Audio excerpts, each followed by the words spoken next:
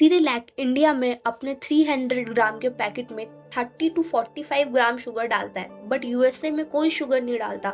वहीं less India में अपने चिप्स में पाम ऑयल यूज करता है, बट यूएसए में सनफ्लावर ऑयल। और सिर्फ सिरेलैक और लेस ही नहीं, ऐसी बंच ऑफ कंपनीज हैं जो ये करती हैं। So what is the reason why this companies degrade their product in India?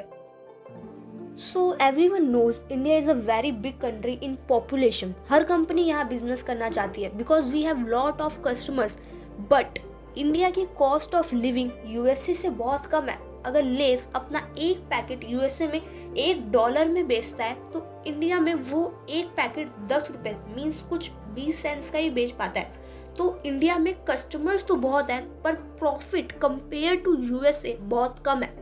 अब ये सारी कंपनीज जो है वो बाहर देश की हैं, तो इन्हें अपने यहाँ ले जाने के लिए ज़्यादा पैसा यानी प्रॉफिट चाहिए होता है। बट अगर वो ऐसा करेंगी कि प्राइस हाई कर दें तो लोग परचेज कम करेंगे, इसलिए वो अपने सामान की क्वालिटी कम कर देते हैं। अब हम इसमें बिस्किट का एग्जाम्पल ले सकते हैं। इंडिया में एवरेज बिस्किट का प्राइस 10 रुपये है। अगर कोई कंपनी अपना बिस्किट सिर्फ 1 रुपये भी बढ़ा देती है, मतलब 11-12 रुपये भी कर देती है, तो बहुत ज़्यादा चांसेस है कि लोग दूसरी कंपनी का बिस्किट लेने लग जाए।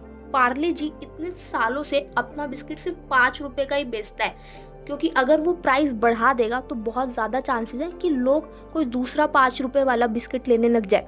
इसीलिए पार्ले जी अपने बिस्किट की क्वांटिटी कम कर रहा है बट प्राइस नहीं बढ़ा रहा। तो इंडिया में प्राइस कंपटीशन बहुत ज़्यादा है। आपका प्रोडक्ट कितना चलेगा वो सबसे ज़्यादा प्राइस पर ही डिपेंड करता है। अगर आप नॉर्मल से ज़्यादा प्राइस पर बेचोगे तो बहुत ज़्यादा चांसेस है कि आपका प्रोडक्ट फेल हो जाएगा और कोई कंपनी उस मार्केट को टेक ओवर कर लेगी। इसलिए ये कंपनी एक ही सॉल्यूशन निकालती है कि अपने प्राइस को तो मैनेज कर लें पर सामान की जो क्वालिटी है उसे डिग्रेड कर दें। और सेकंड रीज़न शायद एफएसएसएआई भी है। एफएसएसएआई भी बहुत ज़्यादा लापरवाह हो जाती है कि कौन हमारे देश में आकर क्या बेच रहा है। इसके लिए बहुत ज़्यादा स्ट्रिक्ट रूल्स एंड रेगुलेशन होने चाहिए और एफएसएसएआई को बहुत ज़्यादा जांच परख के कंपनीज को लाइसेंस देना चाहिए। और इस चीज़ का एक बड़ा रीज़न लेस कस्टमर अवेयरनेस भी है। इंडियन कस्टमर भी इस बात पर ज़्यादा ध्यान ही नहीं देता कि वो क्या खा रहा है। जो चीज़ वो खा रहा है उसमें कौन से और कैसे इंग्रेडिएंट्स डले हुए हैं। तो कस्टमर्स को भी बहुत ज़्यादा अवेयर होने की ज़रूरत है, because at the and in product से जो भी फ़ायदे या नुकसान होंगे वो हम कंज्यूमर्स को ही झेलने पड़ेंगे।